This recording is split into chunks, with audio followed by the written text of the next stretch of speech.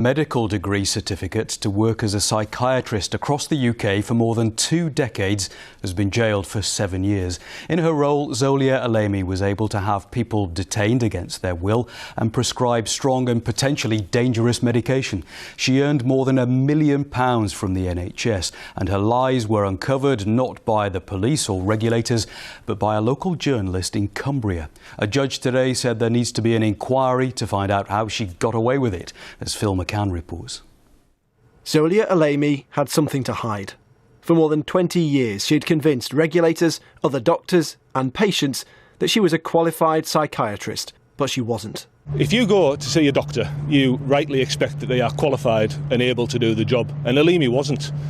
She was a fraudster. So the impact on people who've seen her is immeasurable, really.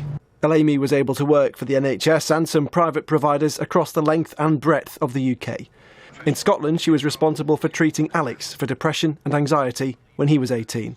He was admitted here to Ailsa Hospital in Ayr.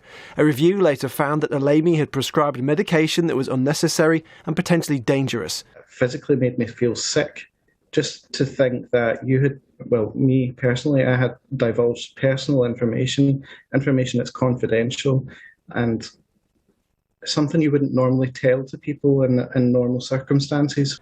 And this is at the root of her deception.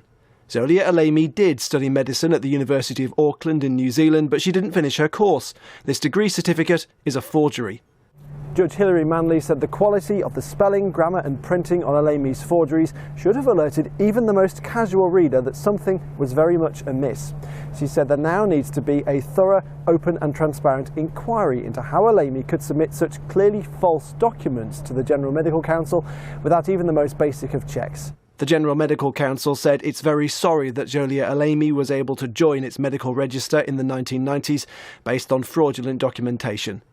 It also apologised for any risk arising to patients as a result. It says its processes are far stronger now, with rigorous testing in place to make sure those joining the register are fit to work in the UK. Today, the court was told Zolia Alemi's fraud was likely to have led to a loss of confidence in the NHS, and that a large number of vulnerable patients had at least been put at risk.